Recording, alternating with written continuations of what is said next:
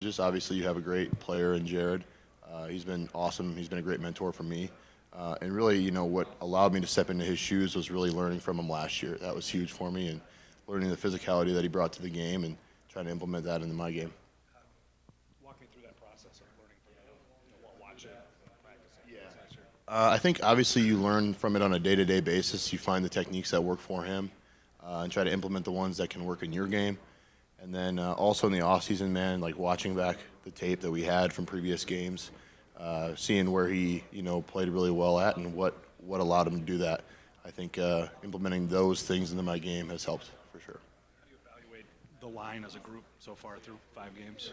I think we've made great progress, and I think that's the goal is continued progress. Obviously, the moment you settle, you're going to get beat. So we got to keep pushing to improve, and that's going to be our goal, is just continued improvement, never being satisfied. What's the number one area of improvement you guys are, I guess, targeting? I think just general physicality, you're never going to be at the point where you're satisfied with that. And that's not to say that our physicality has been bad. I think we've been a physical group, but it's never physical enough. You want to keep pushing that. What do you do in practice to emulate that physicality? Is there anything, fun that you guys do to get each other? Yeah, I mean, our individual time is always intense with Coach Clanton, and we do a great job of kind of pushing the envelope there with our physicality and just getting the day started off by popping pads. That's been big for us. How satisfying is it to have 5 touchdowns, rushing touchdowns within, I think they were all within the 3-yard line on Saturday?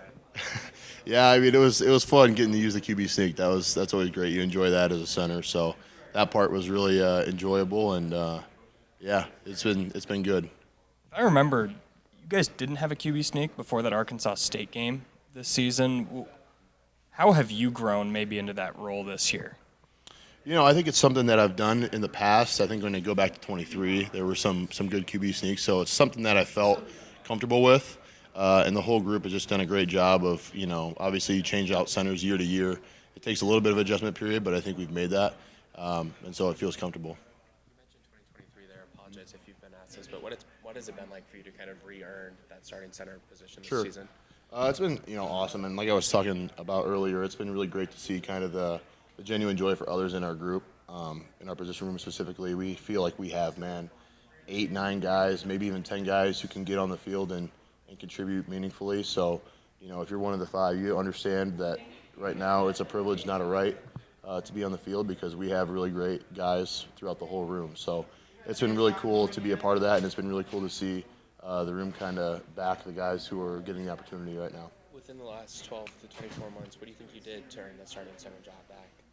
Man, I think, it wasn't anything specifically. It just continued, showing up day to day. I think that's big.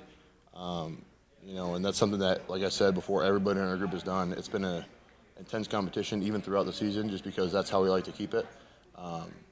Guys are always battling because they want to be, pushing the envelope, and that's what we've done. So I don't think anybody feels like they own their spot or anything like that because we have such a great 2 deep and even beyond that.